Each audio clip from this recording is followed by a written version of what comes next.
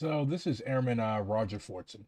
The police showed up to his apartment for some reason, and this is what ensued. Mind you, this is a member of the United States military, like the people that we are taught to worship, the people who defend our freedoms and all that happy horse shit. Watch what happens. Sheriff's office open. Fort Walton Beach, Florida. Nothing good ever happens in Florida. I've never been there. I never plan to go there. Alligators and all types of unruly white people. And humidity. All three things that BRG doesn't like. The door.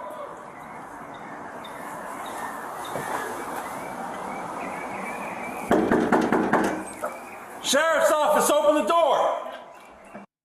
Okay, so he goes and hides. Step out. Like he says, step out. Okay, this airman, this soldier, is probably going to have a gun. He's on his own property. He doesn't have the gun raised, and the cop just immediately goes and kills the dude. Drop the gun! Drop the gun! You dropped him. He can't drop the fucking gun. You made him drop. Jesus Christ. I hate cops so fucking much. Like, I cannot express in keeping with Twitch's terms of service and keeping with YouTube's terms of service, I cannot express my thorough disdain and hatred for the police in this fucking country. I cannot. It's over there. Drop the gun! I don't have it. 312, shots fired. Suspect down. He's no threat to you. He's writhing in pain on the fucking ground. Do not move! This reminds me of Aaron Bushnell. Like, dude was literally on fucking fire, and the cops kept their guns on him. This shit makes them feel powerful. Like, cops are literally the kids who got bullied in middle school and high school, and now they're wearing a uniform and a badge and they have the monopoly on violence. Civilians cannot fucking take out cops, but cops can just fucking take us out for no fucking reason. And they're basically like a cult. That's exactly what the police in this country are. They're a cult. Like, they literally set themselves apart from the rest of civil society, and they see all of us as enemies. Like, look at what they were doing to all these fucking student protesters. Like, they were literally coming at the thought. They were creaming their pants at the thought of beating the shit out of some 20-year-old sociology major. They were ripping hijabs off of young women and girls. But these are the people who are trained to think are our protectors. In what civil society, in what decent world do those who are entrusted to protect us, of course, by entrust, I mean like the white people, the bourgeoisie, thinks that that's what their purpose is. Of course, the bourgeoisie knows what the purpose of cops is. The purpose of cops is to kill. The purpose of cops is to represent and protect their class interests. Oink, oink, bang, bang. That's how I summarize my position on the police. That should be your position on the police if you're a right-thinking communist. Sheriff's office, open the door! Step out. Drop the gun! Drop the gun! It's over there. Let me breathe. Do not move. Stop moving. So this is from Fortson's cell phone, pointed up at the ceiling fan, pointed up at the sky, and he's groaning and saying, "I can't breathe."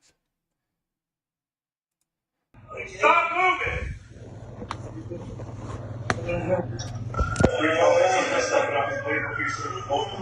Of course he's going to stop moving eventually because you shot him umpteen fucking times. Like, it always kills me. They shoot somebody, they put a person on the ground, and then they tell them to stop moving. Like, do you have any idea how much it hurts to be shot? Like, thankfully, I've never been shot, but I've heard it's not a very pleasant experience. Hang on, man. We got EMS coming for you. Don't move. The deputy acted in self-defense while responding to a call of a disturbance in progress at the apartment complex. So, let's go back to the beginning. Okay? Cop knocks the door.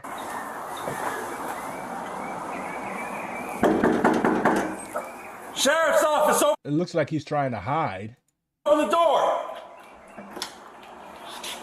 Step out. Okay, so you've got Mr. Fortson here holding his hand up. He has a gun in his right hand. He has a pistol in his right hand. This is Florida. If I recall correctly, people are allowed to own guns. Black people are included, by the way. Black people are covered under the Second Amendment. He has a gun in his hand. Okay, it's not pointed at the officer. He has his left hand raised, basically saying, "Do not shoot me." Self-defense, aka unprovoked violence. This was not self-defense. Honestly, in a just world, if Fortson had fucking aired this cop out, that would be self-defense, to be honest. Maybe he would still be alive.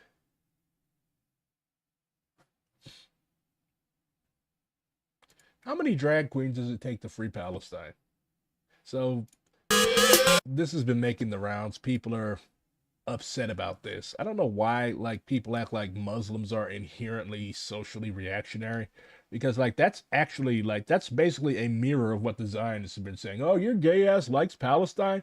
Go over there and they'll throw you off a fucking roof. And then you get all these fucking pat sulks and white dudes who converted to Islam 3 months ago and all sorts of other weirdos who are saying like, "Oh, why are drag queens fundraising?" Like you are not a spokesperson for the Palestinian community. You're not even a spokesperson for the Muslim community. Like, why don't you allow somebody who was raised in the faith or raised in the region to to speak on these things? Like, why do white people, after they convert to religions that are not traditionally white, after they convert to Buddhism, after they convert to Islam, like why do they always have to position themselves as spokespeople for the whole community? It's like these people cannot avoid centering themselves in places where, I'm not saying that white people do not belong in Islam. I'm not saying that white people don't belong in Buddhism. I'm not saying that white people don't belong anywhere. What I'm saying is you should have the humility and the decency to like realize like, hey, I'm new to this stuff. Maybe I should keep my mouth shut. So this was an event that was hosted a few days ago by PSL Juma for All and DSA, a DSA chapter. So it's all ages, $10 cover. All proceeds go to the One Body Initiative for Gaza. Well, this was months ago, not a few days ago. This was a few months ago. I guess people are just now finding out about this. So you've got Roy Fahrenheit, you've got Thai Fieri, you've got Miss Princess Parrotwinkle, you've got Rosen Riot, you've got Lotus Pit, and you've got Terrorist. Dope names. All right, so this was like a drag show for Palestine. Okay, whoop de fucking do. And so they I guess I don't know if these like this is Samira Khan. She's a prick. Abrahamic alliance against globalism. Anytime you hear somebody talking about globalism, they're probably full of fascist shit. Anyways, I guess they have like a group chat or something where they share these things around and try to stir up anger against these things. So it raised $2,381 for the One Body Initiative for Gaza via ticket sales, tips, merch, and co-sponsor donations. It had an outspoken cast of performers. So, all in all, a good thing, right? But, of course, you got your white pseudo-fascist weirdos. I'm not calling Fergie Chambers a pseudo-fascist weirdo. I'm calling Fergie Chambers wrong. Because, like, I mean, bro, you converted to Islam a few months ago.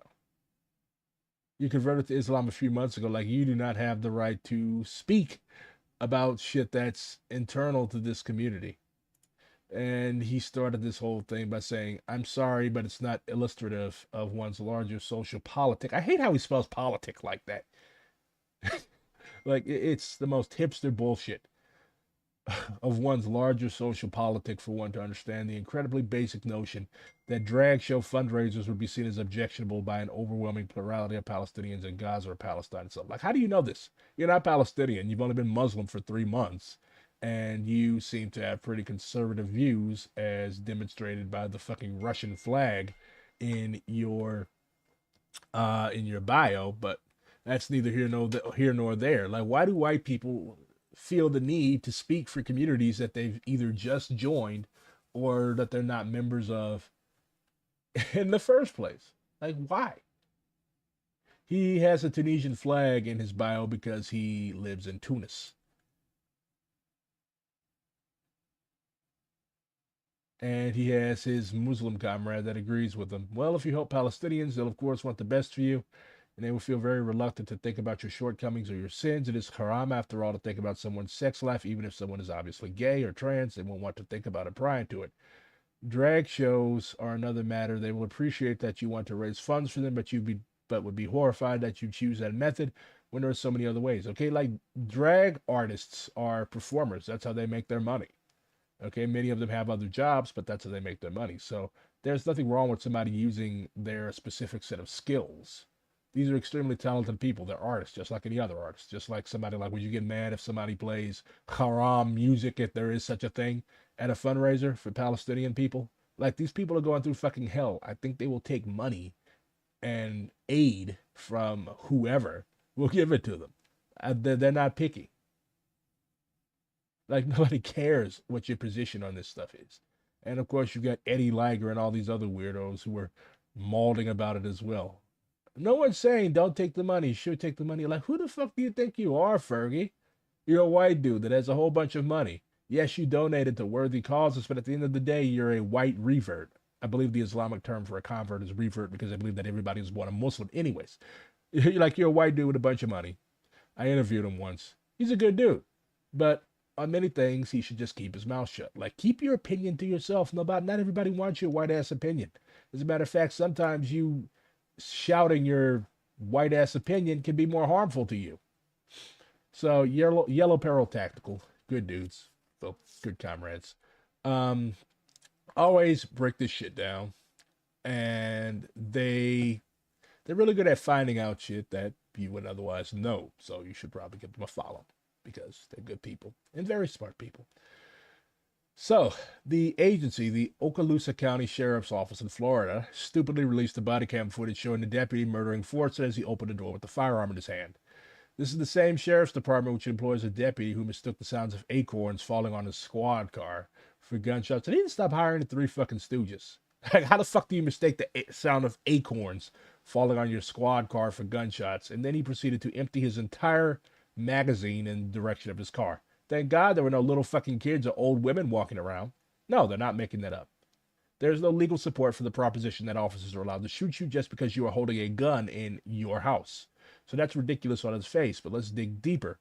All of us hate the Bureau of Alcohol, Tobacco, and Firearms, the ATF, because they're the federal gun control agency. But in terms of gun control, you're vastly more likely to be subject to gun control by officers in local police and sheriff's departments. Being a felon in possession of a firearm, that's gun control. Laws about when and where you can carry, that's gun control. The people who will kill you for exercising your right to bear arms, especially if you're black or brown because they were afraid, those are cops during gun control. The vast majority of gun control is done by state and local police, and they are more than happy to partner with the feds, take their money, and call the ATF. Take a look at what agencies are doing with cases with or getting funding under Project Safe Neighborhoods. Take a look at agencies assigning on to organized crime drug enforcement task force investigations to turn on the federal money spigot. Fast and Furious, for example, was run under OCDETF. ATF is a small agency. Guess who is providing intel and putting up manpower for surveillance, warrant execution, and staffing wire rooms? If you bootlick for the cops, don't you dare call yourself pro-gun rights or pro-Second Amendment. Indeed. Thank you for that. I did not know DJ Khaled was Palestinian and a local Palestinian comrade Nevi, and you should follow her as well. Says that he's not. We don't claim him. You guys can have him. The funny thing was that the person who said this was black. We've got enough fucking Toms and trash digging marsupials. Are raccoons a marsupial? I don't know. I don't care. No, possums are a marsupial. Raccoons are just raccoons. But we've got enough weirdos of our own. You give them to the white folks. Like, just start sending all of our trashy ass people over to the white folks. You know, I think I know everything about slavery, but then I find out something more stupid every fucking day. Like the whistle walk. They would literally make you whistle as the kitchens on these plantations were usually outside, right? So they would make you whistle as you were carrying the food to Master's dinner table because the idea was that you cannot eat their food as you are walking while you're whistling. Like you can't whistle and chew at the same time. So they're incompatible simultaneous actions. It would also ensure they did not eat or spit in massless food on the way to serve. I mean, honestly, the slaves are cooking in the kitchen. The enslaved Africans are cooking in the kitchen. So what's to prevent them from eating up all your fucking food back there? It's not funny, but it kind of is. I mean, it just shows how fucking ridiculous these people were. Malcolm X said that when you deal with the white man, you're dealing with a silly man. And like these people were so fucking paranoid. Like, why would you make enslaved people in charge of your food? Why would you make enslaved people in charge of your kids? Like, you have these people who have no reason whatsoever to not want to cut your fucking throat, and you're going to put them in charge of what you put in your body or what came out of your body. Like, white women did not nurse their own kids in the South. They had a wet nurse. So, yeah. A lot of kids ended up poisoned. A lot of entire families ended up poisoned. Or like these people also like knew a shitload of herb lore. Like the indigenous taught us which herbs are good and which herbs are not good. So you ended up with a lot of all those poultices and salves and stuff that you had old mammy making. Yeah, a lot of that shit was poisonous. A lot of that shit would kill you slowly. No wonder white people don't know how to do anything. Muslims don't actually really engage in whatever homophobic beliefs they may profess to have. If we want to get into that, it's a lot better than the Western propensity of being sufficiently LGBTQ friendly while policing their lives out of existence. I agree.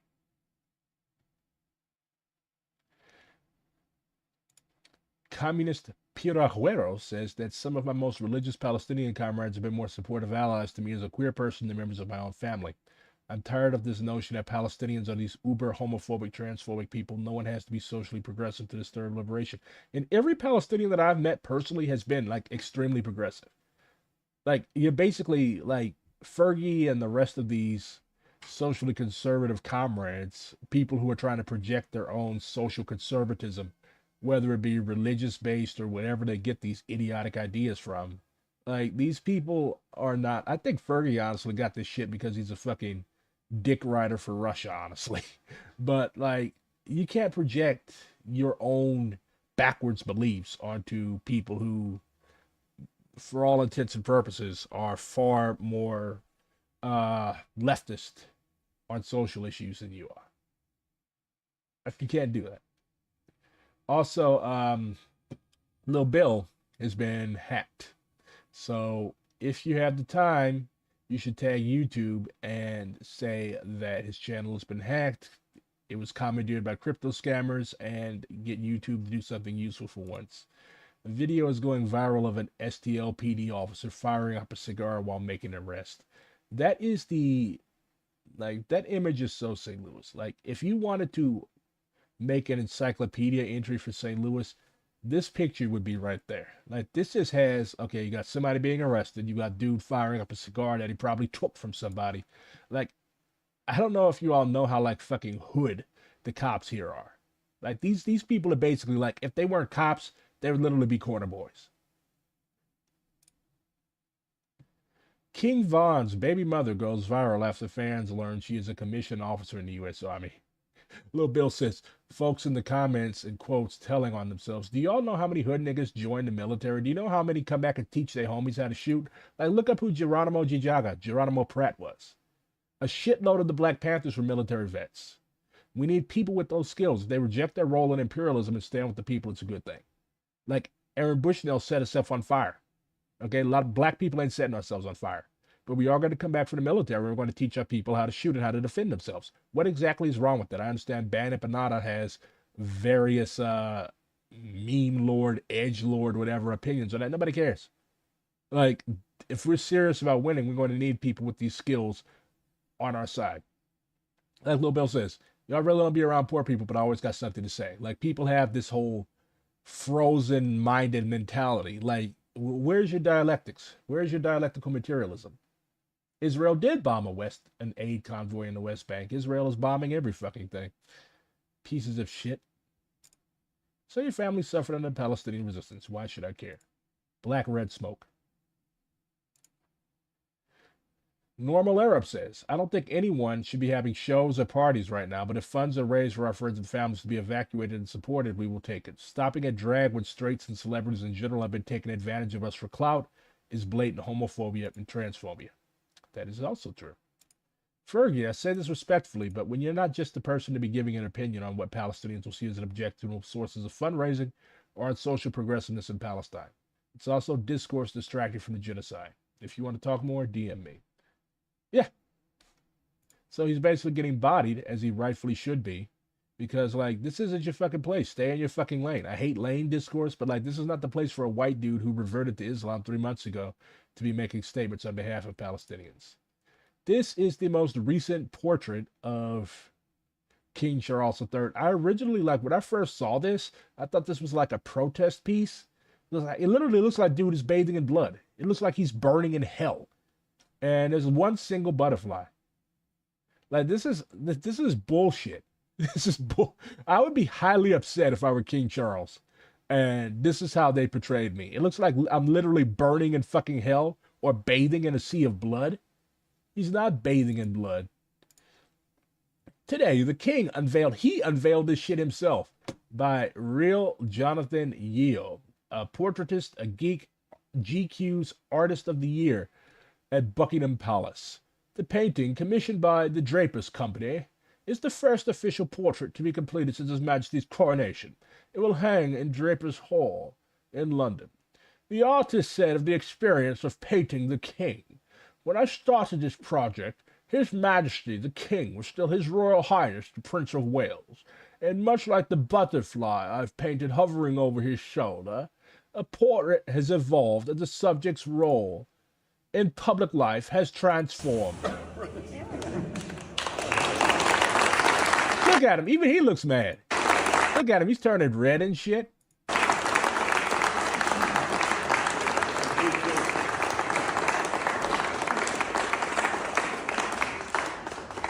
Is that really how you see me?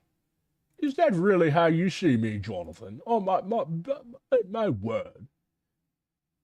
It looks like I'm bathing in the blood of the entire British Empire. This is very unsettling.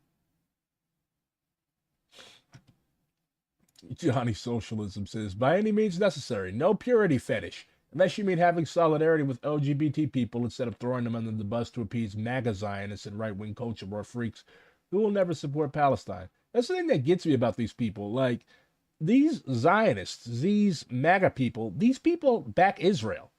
Like, it was Trump who literally moved the American embassy in Israel to Jerusalem, was it not?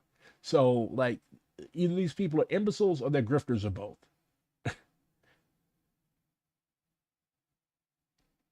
So, I haven't seen a single Palestinian getting upset over this. I have not seen a single Palestinian getting upset over this. Like, Fergie's Muslim friend probably wasn't even Palestinian.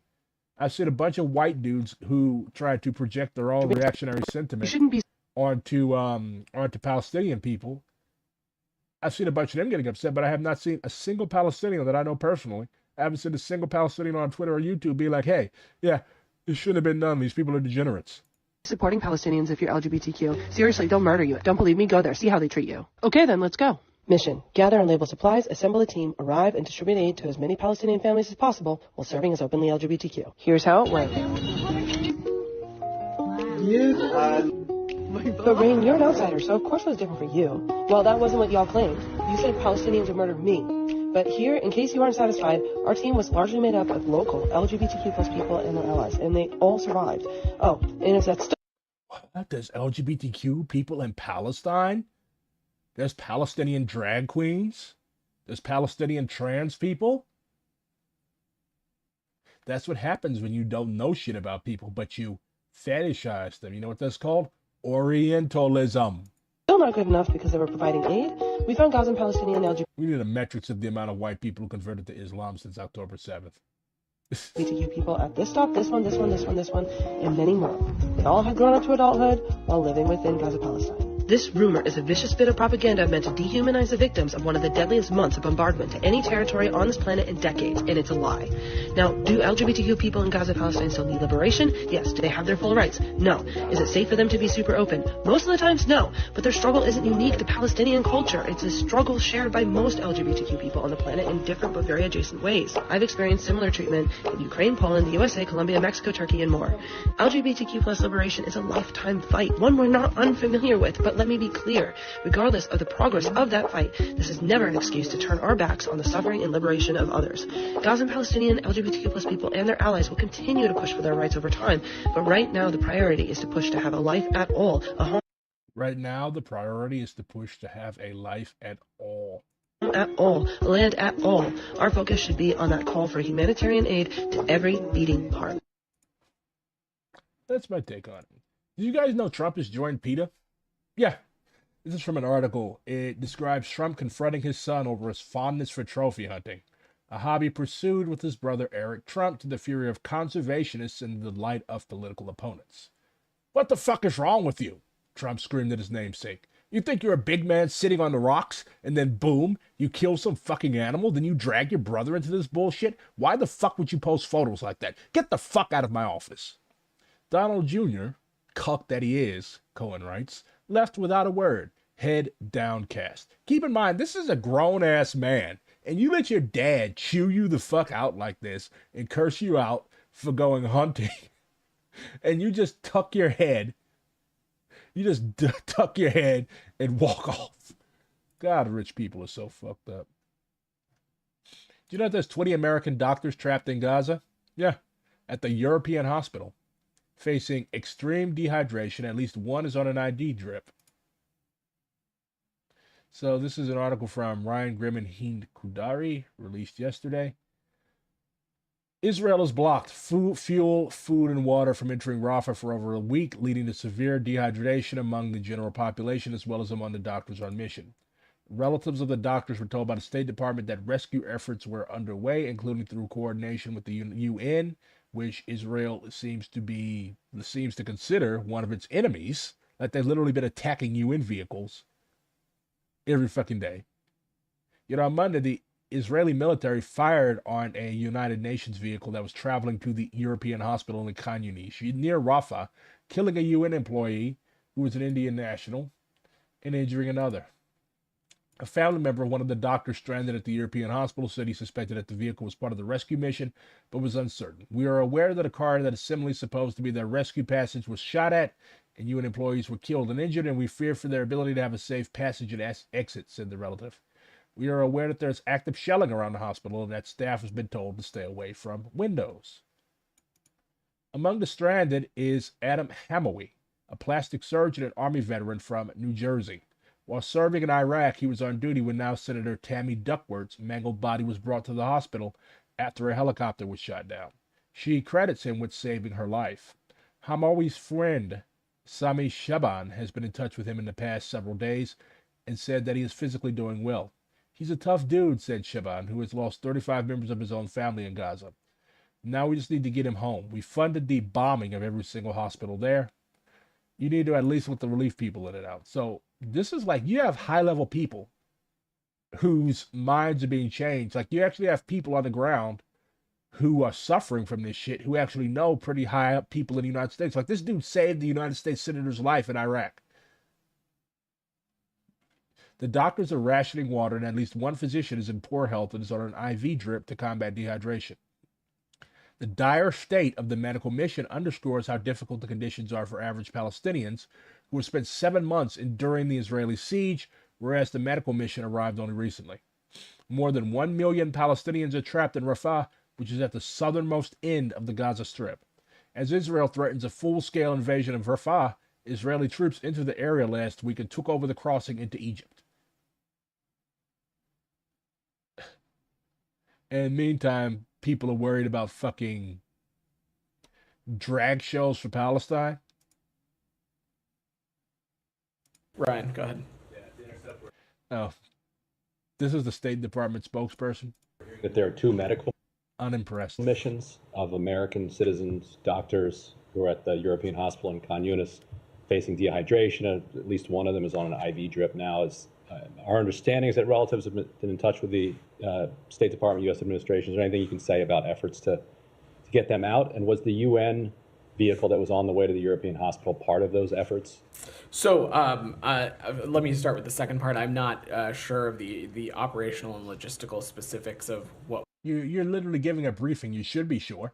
was involved That's a sign that you don't know how to do your job, buddy. in those specific efforts or not. But I can say is that we're aware of these reports of U.S. citizens, doctors. They're not reports. I literally just read an Intercept article from people who are on the ground. They're not reports. You literally have American citizens on the ground, and the Israelis shot at them, are shooting at them, are shelling the area around the hospital, and they attacked the UN vehicle that was coming to rescue them.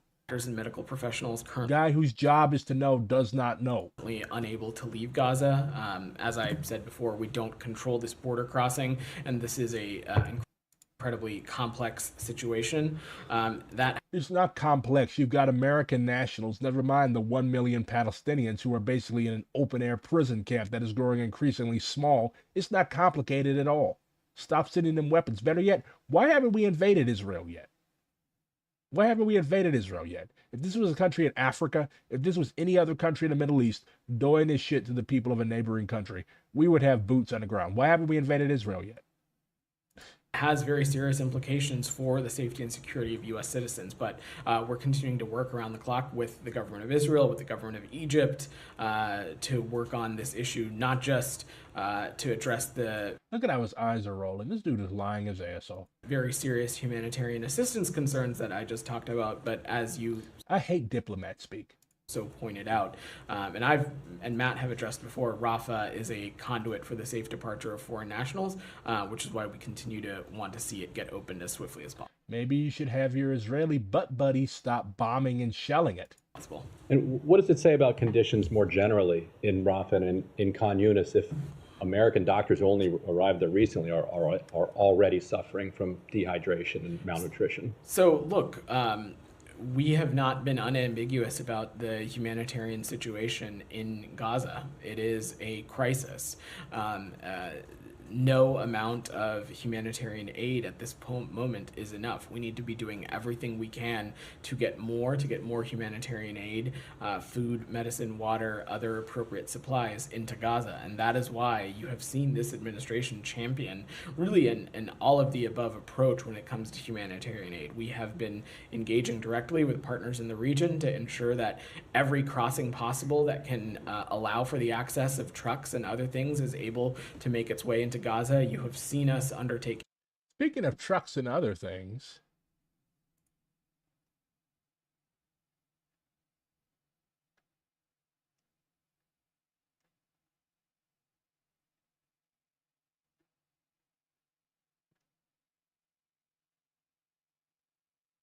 guys like the Mills Brothers, you should listen to them. They're like this old, really old, from like the 40s. Not doo-wop, but like harmonic singing group. Speaking of trucks and other things, this is what Israelis are currently doing with supplies meant for Gaza.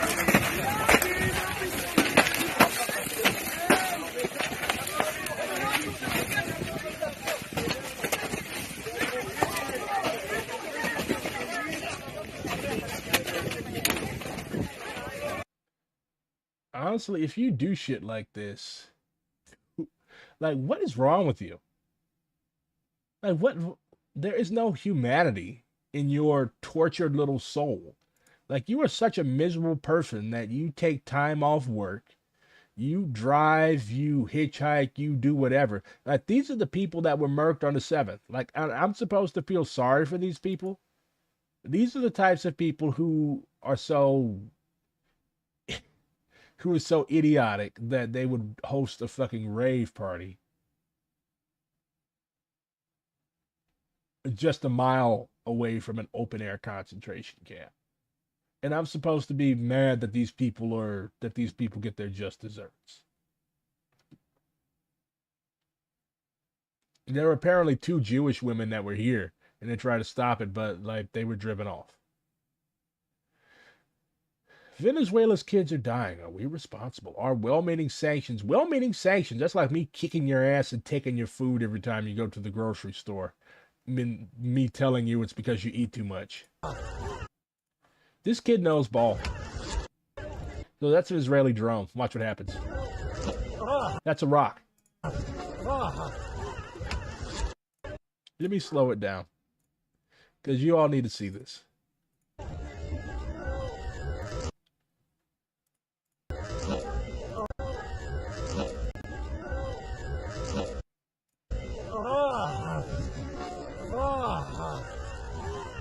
He definitely played something. That's probably not the first drone he's brought down either. Donald Trump leads President Biden in 5 battleground states. If the 24 presidential election were held today, who would you vote for if the candidates were Joe Biden and Donald Trump? Wisconsin, 47% say they would vote for Biden, 45% for Trump. Pennsylvania, 47% for Trump, 44% for Biden. Arizona, 49% for Trump, 42% for Biden. Michigan, 49% for Trump, 42% for Biden. Georgia, 49% for Trump, 39% for Biden. Nevada, 50% for Trump, 38% for Biden. So, in short, get ready for the second Trump administration. Boots Riley has been doing some good reading. He mentions that part of Alabama's legacy is black communists, which is true. New Orleans and Alabama had the strongest communist movements in the South. Alabama in major part because it's heavily industrialized. Like in Birmingham, they call Birmingham the Pittsburgh of the South because there were so many steel mills and stuff down there. Part of Alabama's legacy is black communists. Read Hammer and Hoe by Robin D.G. Kelly, highly recommend, or Hosea Hudson, Life of a Negro Communist in the South by Hosea Hudson. Get the version from before it was defanged after his death to take out radical politics. See, Boots Riley knows how to spell politics. How about those who don't want to vote for either candidate? I'm not voting at all. I haven't voted for president since 2012. This dude is fucking hilarious.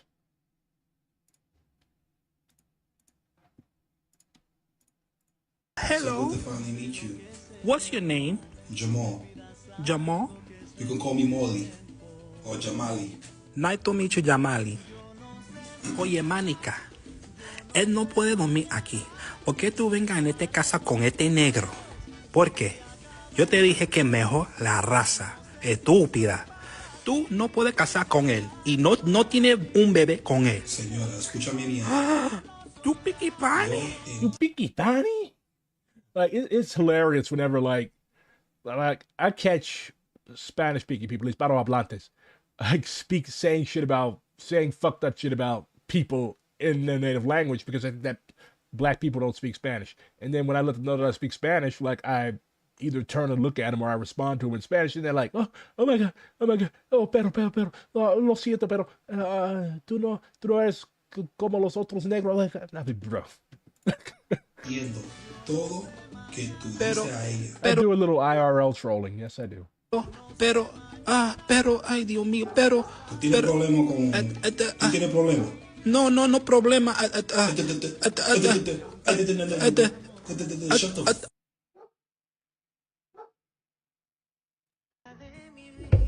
Hello. Hello. For Jamali. Yeah, for Jamali. Okay. Siempre. Hello. Hello. For Jamali. Yeah, for Jamali. Okay.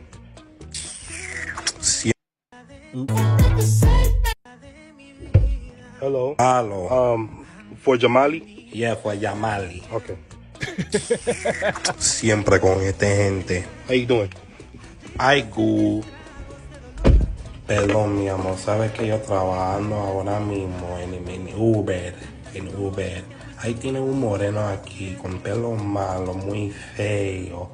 Ah, parece los haitianos. Yo pienso él es un maleante. ¿Pero quién tiene pelo malo? ¿Tú piquipani? Oh, este negro, este moreno, el pandillero. No, papi, No importa. hermano, No importa. I'm not talking about No you. importa, mamá huevo, yo. Stop the call. Stop the call. Ey, Stop the call before I cálmate, punch you in your primo, mouth. Stop the call. cálmate, loco, cálmate, hermano. Picky Party?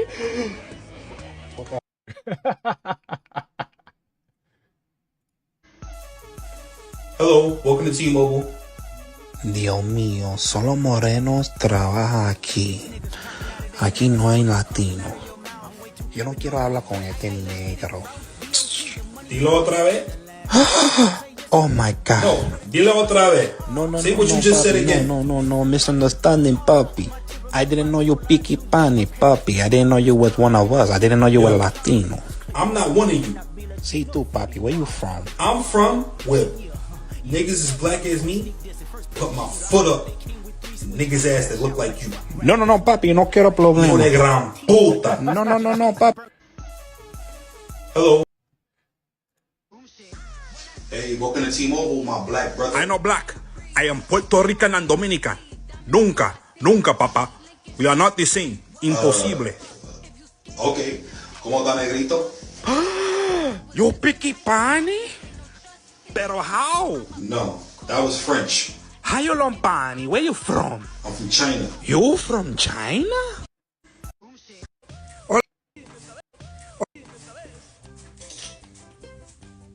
Oye, primo, ¿dónde está el hielo? You picky pani? How you know to say icing pani? Why are you asking me that? I want to know. How do you know how to say the sentence you just said to me in English? How? It's different, papa. It's how you look.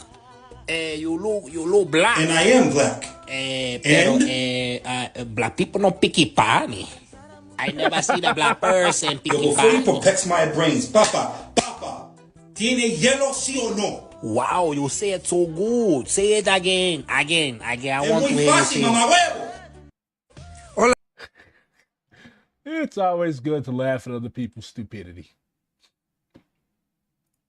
The people who are too cowardly to voice their support for armed resistance, but instead stick to celebrating and supporting things like the ICJ case, UNGA votes for Palestinian membership, EU countries recognizing statehood, and worldwide protests in the streets and university campuses. I would just like to remind you that none of this would have been made possible without the armed wing of Hamas. Yeah, Qassam made all of this happen. All of it. That's who you owe for every little thing you celebrate as an achievement. The Palestinian resistance factions led by Al-Qassam brigades, along with axis of support fronts. So next time you get happy about some trivial, symbolic bullshit, that's who you should thank. That's who you owe. You picky Donnie? He thought he could indefinitely maintain a settler colonial state through a permanent state of counterinsurgency against the natives. He mad. A popular rebellion now seems to be sweeping across Yemen's occupied southern and eastern If I'm black and speak Spanish, your skin color automatically lightens by 3 tones. Yeah, most of them think I'm Dominican. Saudi and Emirati militias are gunning down civilians protesting against the lack of basic services and abysmal living conditions under neo-colonial rule. واحتجاجات مظاهرة مع وجود السبب ابتدائي وضرب رصاص. Oof. I will apologize to the free folks in the West because I used to believe you were ominous and sinister. I want to apologize that your government was able to represent you as complicit in all these crimes. I want to apologize to Aaron Bushnell and also to Harrison Mann and to every valorous student and to everyone who wrote and speaks about Gaza every day. You are good people, righteous people. You were free and stood with the people of Gaza while most Arabs and Muslims abandoned them. Thank you all. Oh, that's heartwarming. Did you know that they ate people at Jamestown? Yeah, the fuckers didn't know how to grow their own food, and the indigenous got tired of them stealing all theirs. So, this is Jane. She was a 14-year-old English girl who was among the settlers of the ill-fated Jamestown colony. Her mutilated skull, which bears evidence of her fate, was found with other butchered animal bones and food remains discarded by the Jamestown colonists during the winter of 1609 and 1610. This period, often called the starving time, found the colonists without food and desperate enough to resort to cannibalism. Forensic anthropology determined that Jane received multiple blows and slices from at least 3 different sharp-edged metal implements in an effort to separate tissue and brain matter from the bone. Because this was determined to be a concerted effort to separate soft tissue and the brain from the bone, scientists concluded that to be clear evidence of cannibalism. I'm telling my kids this is John Fetterman.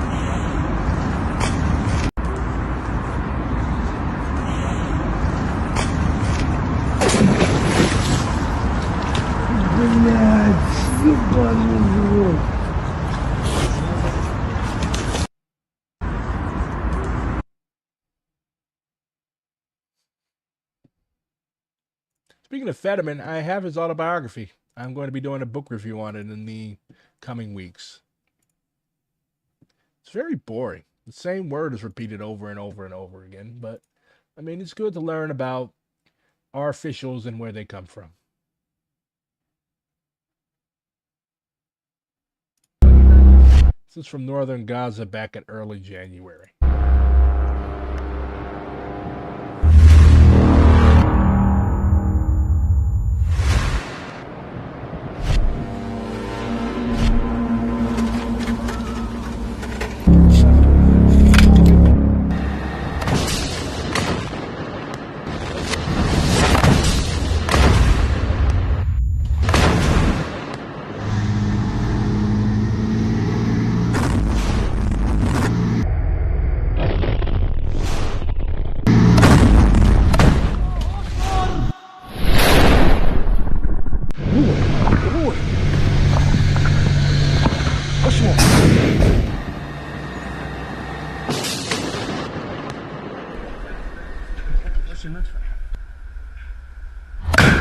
Future guerrilla fighters are going to study this like bourgeois generals used to study Napoleon.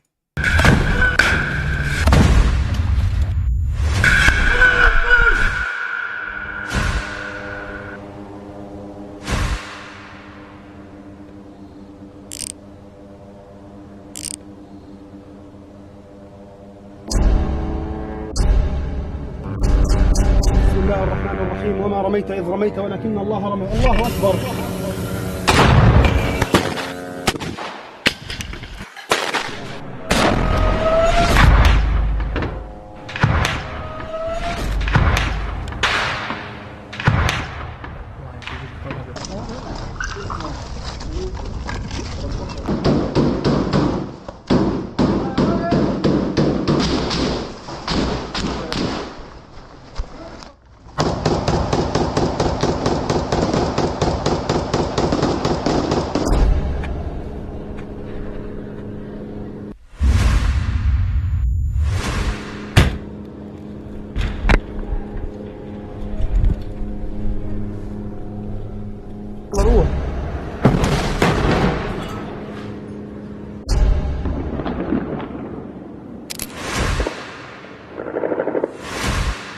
First of all, why would you pop your head up? Like, isn't that like number one when you're in an area where snipers are known to be active? Like, you don't just stand up in front of a fucking window. Who is training these people?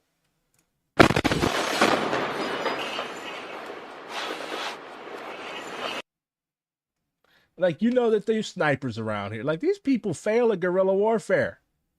I mean, honestly, every bourgeois colonial army fails at guerrilla warfare, but like, I mean, it's common fucking sense. When you're operating in an area where snipers are active, why the fuck would you just stand in front of a fucking window? This is the guy that Ahmed was talking about earlier. Major Man was assigned to the Defense Intelligence Agency. He resigned over unqualified support for the government of Israel, which has enabled and empowered the killing and starvation of tens of thousands of Palestinians. It also encourages reckless escalation and risks a wider war. So this is his this is what he's written. It's kind of small. Let's see if I can read it. Team, I want to thank you all for welcoming me with a warmth and collegiality that made me feel like I always have been part of the team. I was proud to earn the trust of this exceptional group of officers who I regard as my superiors in intellect and expertise, whose leadership, dynamism, and integrity have always impressed me. I think your trust in me and the respect I have for you entitles you to an explanation for my relatively abrupt departure from this office. Many of you have asked why I took this unusual steps as not only curtailing my career before retirement, but leaving this assignment earlier than required and without a job lined up. I hope you accept my apology for not having the courage to answer you honestly before now. I have great admiration for the work this center does to help policymakers make the best informed decisions possible. I have looked on in awe as some of you literally spoke truth to power. But this office does not only inform policy, it facilitates and at times directly executes policy. And the policy that has never been far from my mind for the past 6 months is the nearly unqualified support for the government of Israel, which has enabled and empowered the killing and starvations of tens of thousands of innocent Palestinians. As we were recently reminded, this unconditional support also encourages reckless escalation that risks wider war. My work here, however administrative or marginal it appeared, has unquestionably contributed to that support. The past months have presented us with the most horrific and heartbreaking images imaginable, sometimes playing on the news in our own spaces, and I have been unable to ignore the connection between those images and my duties here. This has caused me incredible shame and guilt. Most of you I already intended to leave the Army at some point, but the moral injury is what led me to finally submit my resignation on November 1st. I understand that these words come as a surprise for many of you. Despite my anxieties, I continue to do my job with seeming enthusiasm and without voicing my concerns. I had my reasons. I hoped if I held on a little longer, the war would be over. I hoped time and again that the latest outrage would finally prompt a material shift in support for Israel. You know what they say about the definition of insanity. I told myself my individual contribution was minimal, and that if I didn't do my job, someone else would, so why cause a stir for nothing? I told myself I don't make policy and it's not my place to question it. Above all, I was afraid of violating our professional norms, afraid of disappointing officers I respect, afraid you would feel betrayed. I'm sure some of you will feel that way reading this. These are not indefensible reasons. Each of us signed up to serve knowing we might have to support policies we weren't fully convinced of. Our defense institutions couldn't function otherwise. However, at some point it became difficult to defend the outcomes of this particular policy. At some point, whatever the justification, you're either advancing a policy that enables the mass starvation of children, or you're not. I know that I did in my small way. Wittingly advance that policy. And I want to clarify that as the descendant of European Jews, I was raised in a particularly unforgiving moral environment when it came to the topic of bearing responsibility for ethnic cleansing. My grandfather refused to ever purchase products manufactured in Germany, where the paramount importance of never again and the inadequacy of just following orders were oft repeated.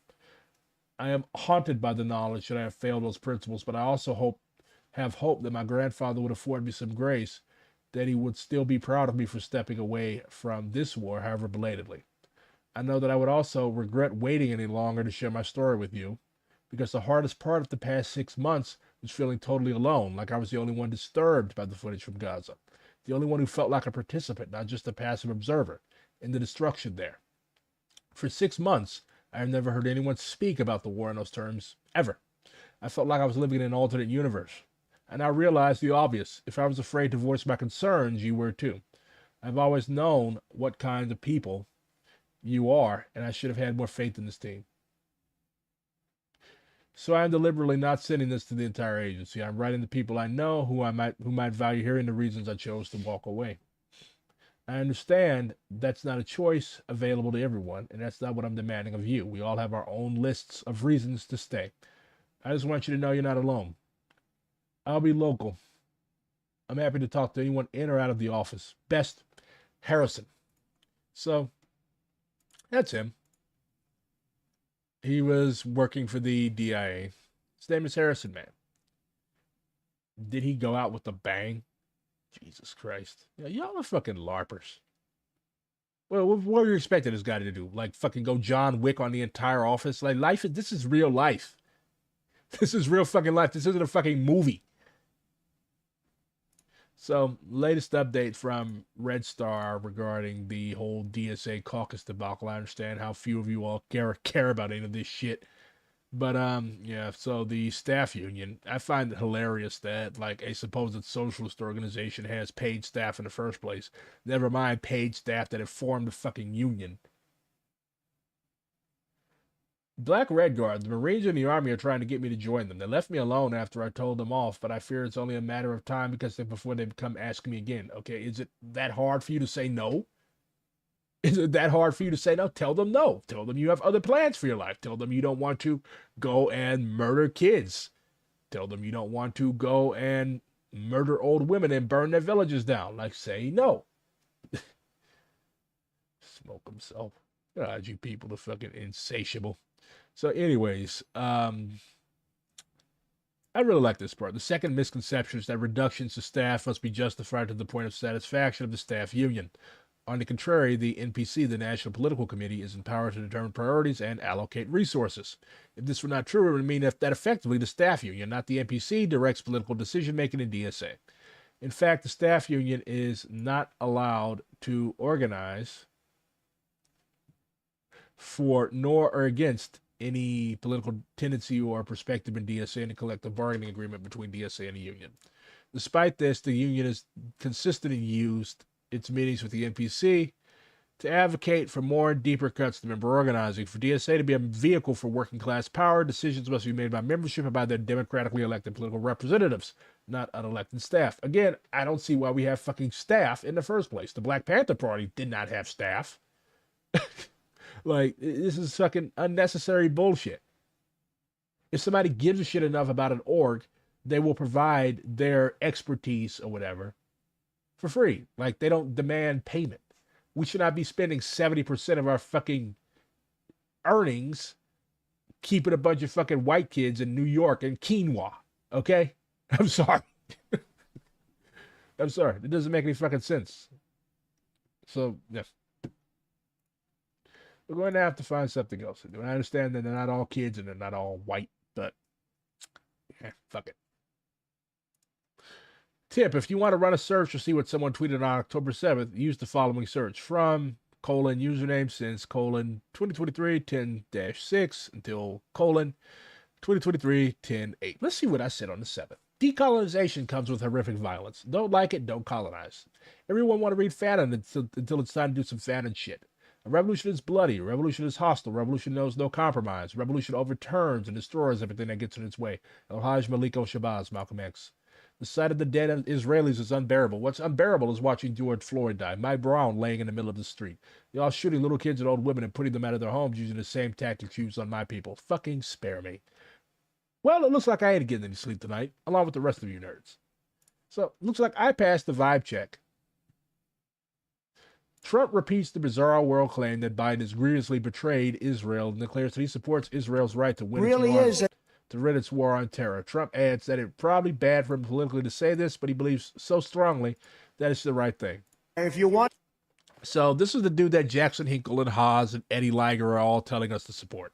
To know how a weak and pathetic president really is. I mean, the things they do. Just think about this. This week he announced that he will...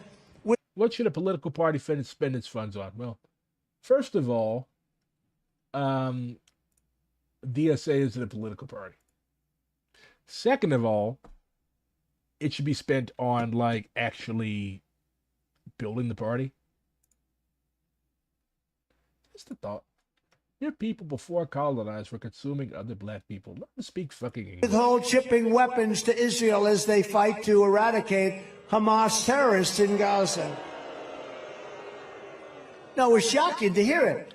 Even while there are still American hostages being held by Hamas, and they're saying, oh, October 7th never happened. You know, they say that. And Biden has fallen for it. Crooked Joe's action is one of the worst betrayals of an American ally in the history of our country. I support Israel's right to win its war on terror. Is that okay? I don't know. I don't know if that's good or bad politically. I don't care. You got to do what's right. It was a terrible attack. October 7th was a terrible attack. I don't know. But again, this is the guy who's going to save us all. This is the guy who's going to help save Palestine. Yesterday was Kathleen Cleaver's birthday. In a society that's violence is a very non-functional approach.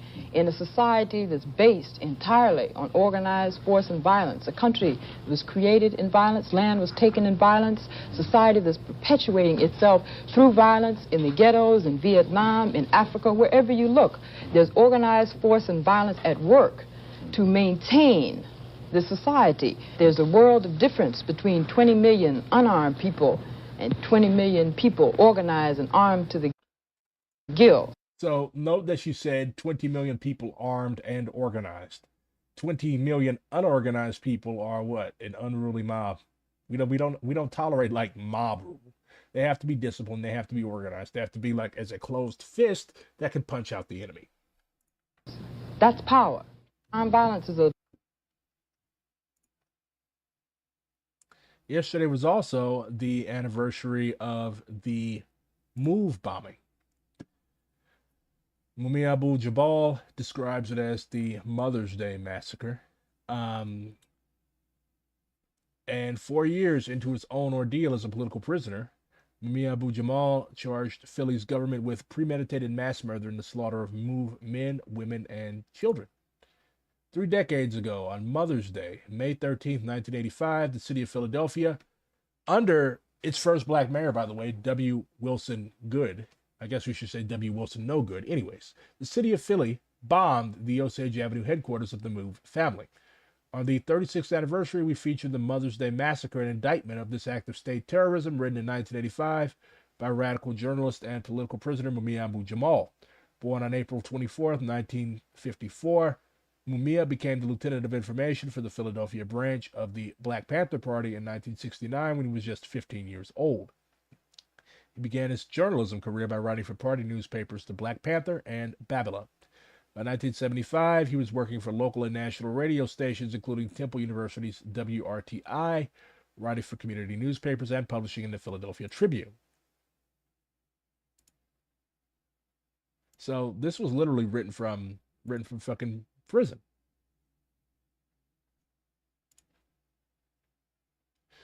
Philadelphia's response to Move's righteous demand for freedom is echoed across the earth.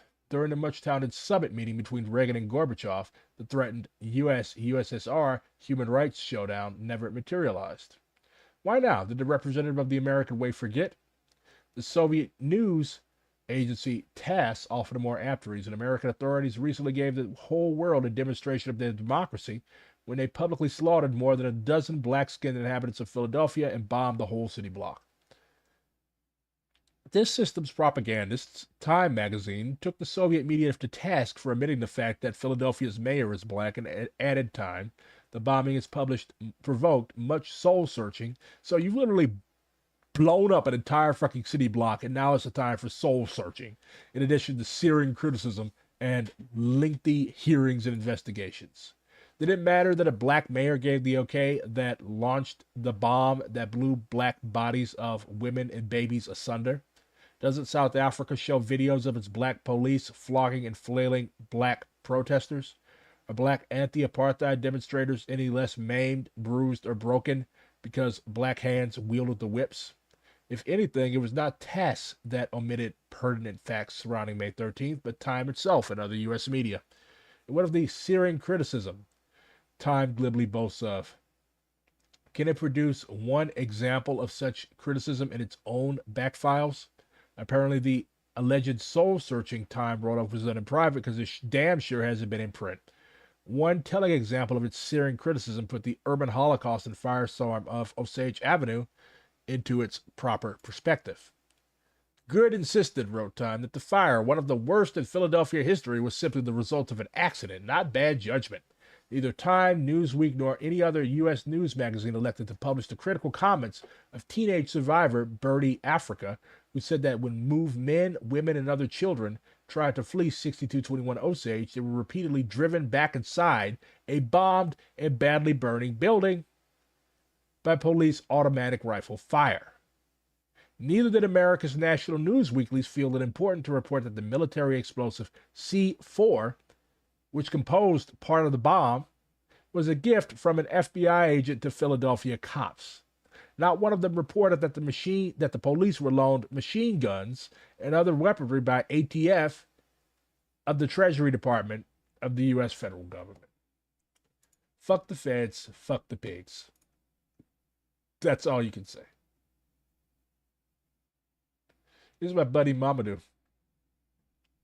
A Pan-Africanist, going so hard in your solidarity and in your advocacy for Palestine. Israel voted to deny the self-determination of South Africa and Zimbabwe and Algeria and Tunisia. One of Israel's main exports today are diamonds. There are no diamond mines in Israel. The tactic in which George Floyd was killed, was murdered by the police in 2020, is a tactic that is often used by the IOF in Israel. Several police departments from the United States go to Israel to be trained and come back and brutalize Black and brown bodies here. Why, as a Black or why, as a Pan-Africanist, are you so with the Palestinian cause? And I have to say, because I am Black and because it impacts Black people directly, being anti-Zionist is a pro-Black position. Being anti-Zionist is a Pan-Africanist position. My name is Mamadou Tal. I am a PhD student, grad worker in the Department of Africana Studies. I am a Gambian, I'm a Pan-Africanist, and I have been suspended from Cornell University because of my advocacy and work in the pro-Palestine cause. And they put me in a more precarious position regarding my visa. I think seeing all the campus repression, seeing protesters, students, faculty, staff being pummeled to the ground, seeing the manner in which they dispersed a peaceful protest at Columbia University has undone all the facade of free speech and right to expression, has done all the liberal order. And we have seen, and what has been laid bare is that these institutions, these universities are beholden to finance capital, are beholden to donors at the expense and livelihoods and lives of their students. And I think so many of us are realizing this more and more in the manner in which they have repressed so many people. So what's happened in this moment is that as we are continuing to lay bare in the West itself is becoming undone in terms of democracy and liberalism, those in Africa, especially young people, are also seeing this and realizing the West has been living on a facade and has been portraying itself to what it isn't.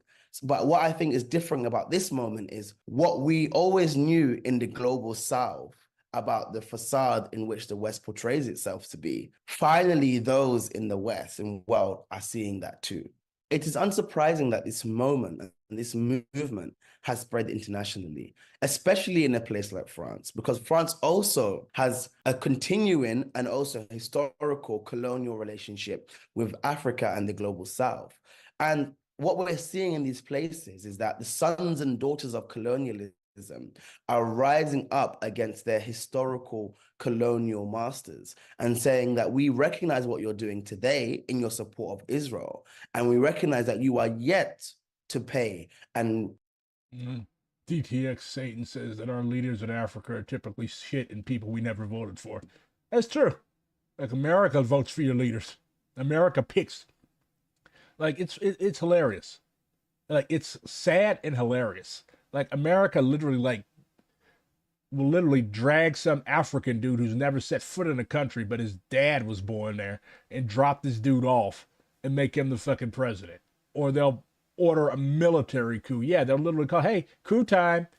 And then you'll end up with some fucking asshole general with weird-ass habits as president of a whole-ass country.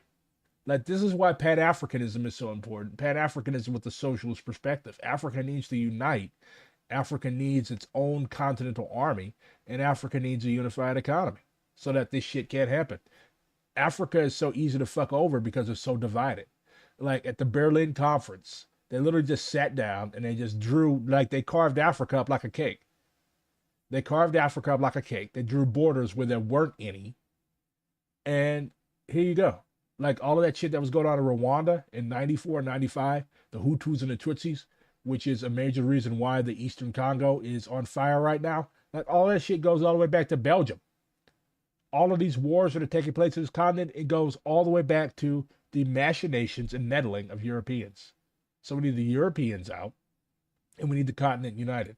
Compensate people or even recognize the harms you did historically of colonialism. Given that I am an international student, and given that Cornell has and will dangle over their heads their visa status, mine included, given that we're up against a very powerful force, are the consequences worth it? And I often say to myself, there is never going to be a position in my life when if I reach 80 years old, and think to myself, do I regret going so hard for Palestine? Because again, it's not just a Palestinian cause. It directly affects Black and brown people. It directly affects people all over the world in the global South. So absolutely the consequences are worth it. I mean, the consequences also pale in comparison to what our brothers and sisters in Gaza are going through. Well said, Brother Momadou. Highly recommend that you follow him. Good dude. Indigenous people do not destroy the soil of their land. Tens of thousands of people in the French overseas territory of New Caledonia. Like it, the French are still in places that the average American hasn't heard of. What average American has heard of New Caledonia? It's in the Pacific, by the way. But like, why are you still clinging on to these places? Leave. You don't want your cops getting beat up. You don't want all this bullshit happening. You don't want people burning your flag. Just leave. Why are you still there? Also, I think New Caledonia is where they deported a lot of the communards, the people who had fought with the Paris Commune.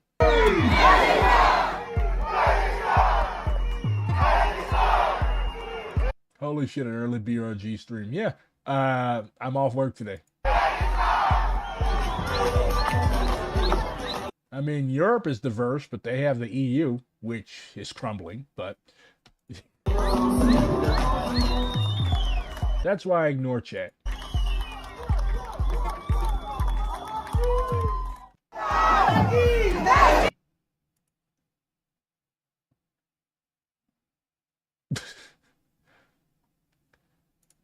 On this day, a couple days ago in 1862, Robert Smalls stole a Confederate ship and sailed it to freedom disguised as a captain, freeing his crew and their families. There were a lot of extremely creative escapes. Like there was this one dude, Henry Box Brown, who literally packed himself into a box and mailed himself to Canada, I think. In 1862, Robert Smalls was serving as the pilot.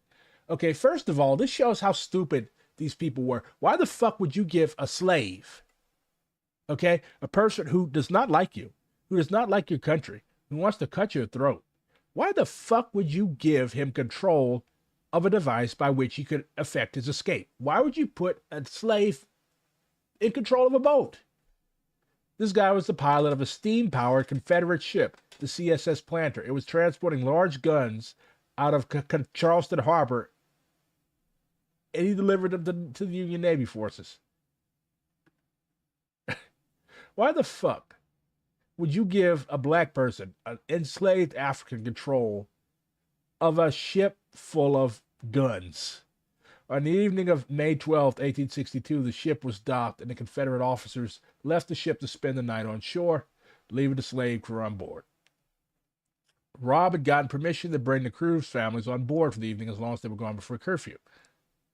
Instead of the families returning to their homes at curfew, he hid them on a nearby wharf. At around 3 a.m., ready for his master plan, he dressed in the captain's coat and hat, built up a head of steam, and cast off. He sailed to the other wharf to pick up the crew's families, and then they began their journey to freedom. He mimicked the captain's mannerism, responding with the proper coded signals at the Confederate checkpoints. Only when the ship had sailed out of gun range and began heading straight for the Union blockade did the Confederates realize what was happening, and they raised the alarm. Approaching the blockade, the Union Navy fleet, the ship USS Arnold was about to open fire on this seemingly Confederate ship, but Smalls raised a white flag, replacing the red Confederate flag, so they held fire. So the captain of the Yankee ship boarded the Planter, and Smalls asked for a United States flag to mount on the ship. He surrendered the Planter and his cargo to the U.S. Navy, and the people aboard the ship became free. Very creative, but they think we're stupid. Has Let's see how many countries we've bombed all of the following countries since World War II. To begin, we do not have to travel far. In Central America, the United States has bombed Panama, Nicaragua, El Salvador, Grenada, the Dominican Republic, and Cuba. Moving across the ocean to Africa, we have Libya, Sudan, and Somalia. In Europe, the list consists of former Yugoslavian countries, namely Serbia, Bosnia, Kosovo, and Montenegro. Next is the Middle East, where the US dropped bombs on Yemen, Syria, Lebanon, Iraq, Kuwait, Iran, Pakistan, and Afghanistan. Moving to East Asia, we have Laos, Cambodia, Vietnam, Indonesia, Japan, and Korea. Finally, during the bombardment of Belgrade, a few bombs hit the Chinese embassy. So I've included China to the list as well. This is how the completed map looks like. The United Pretty sure we shelled China during the whole Boxer insurrection thing. They've technically bombed Mali too, since it was their weapons sold and donated to jihadists. Group wanted for putting up Free Palestine posters on the Brooklyn subway, causing $10,000 in damage. How do you do? How does a poster cost $10,000 in damage? Biden calls North Korean dictator Kim Jong-un president of South Korea. Well, he's getting a few things right. You already have a curriculum for Broward DSA plan now that includes speeches such by Kwame Ture and reading assignments such as Lawazili Shaba's Development as Modernity, Modernity as Development, and Mao's on Contradiction. Don't overstuff them with stuff, man. Like, that is one thing that'll cause problems. Like, don't just make people feel like, oh, this is what you must read, otherwise you're a shitty communist and a racist. So you have to be, you got to be careful. Like, ease them into theory. You guys ever heard of Queen Mother Moore? Oddly, Queen Mother Moore, a prominent Pan-Africanist and communist, was born on July 27th, 1898. Following the deaths of her parents, she dropped out of school and started living as a hairdresser to support her two younger sisters. She also read the writings of Frederick Douglass and listened to the speeches of Marcus Garvey. She joined Marcus Garvey's Black Nationalist movement in 1919, and in the 1920s, she moved to New York City to work at Garvey's UNIA. In 1936, she joined the Communist Party. She was active in its Harlem section, becoming its secretary in 1941, and in 1942, secretary of the entire New York State Party organization. In the 1940s, she began to assert the old line regarding the African-American national question within the party, and she left the party in 1950. In the 50s, she founded the Universal Association of Ethiopian Women. In 1959, she tutored the young Malcolm X. In 1963, she established the Reparations Committee to advocate compensatory payment to descendants of slaves. And in 1968, she participated in the Declaration of the Republic of New Africa and initiated its Statement of Independence. That are you going to receive? The last. Your work with the Universal Association of Ethiopian Women resulted, I understand, in putting welfare recipients back on the roll. Oh, the welfare dismissed 23,000 families from the roll, put them off, white and black. Mothers with illegitimate children, just threw them off. Sent the mothers letters saying, this is your last letter you're going to receive. The last welfare you got, the last one, is the last one you're going to get. Not the next one you're going to get, but the last one you receive. The one you've eaten up is the last one you're going to get. That's hard. That's right. And told the Red Cross, don't help these people. They're illegitimate and they're not entitled to help. Told the Charity Hospital not to help them. Told the Salvation Army, don't give them a thing because they're not entitled.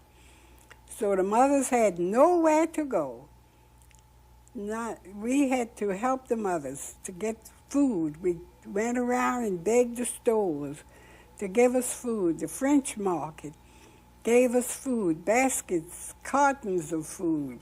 And the bakeries gave us baskets of bread, all of their stale bread they gave us. And we,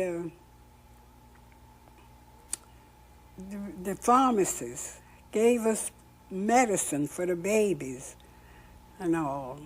Were these 23,000 families eventually restored to the welfare rolls? They were, yes. Louisiana was called to Washington for a hearing. Said, why have you cut these people off? And Long got up and said that that two states had cut them off, and he didn't hear any ruckus about it. And why? Of course, it was that piece of shit Huey Long. I don't know why people still look up to that racist fuck. All this fuss about going on in Louisiana. I say, because you didn't have any Ethiopian women in those states. And they rapped the gavel for me because that was a judicial hearing. It wasn't to be one to speak. But I spoke there. I said, because you didn't have any Ethiopian women. I was told that the Ethiopian women had helped the Ethiopians after, I think, Mussolini attacked Ethiopia during the war. Oh, yes, we played a great role. Black Americans even sent pilots over there. Yeah. The Ethiopian Air Force was trained by Black American pilots. Never say that we didn't help Africa. Clothing and getting food, getting things, sheets. Went to the laundry and got sheets and got the nurses to sterilize the sheets and roll them up in bandages to send to Ethiopia. Oh, yes. Did the supplies reach Ethiopia? I don't know. Okay. I don't know. Did you ever meet the emperor at the time?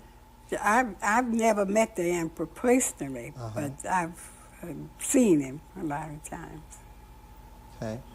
Yeah. What is your work now is with the monuments, you said, and you want to push forth the idea of building a monument on Mount Abbas Ababa. Yes, it's absolutely necessary, very necessary for our people to understand that we must build that monument to those millions, 100 millions who perished during the traffic of slavery.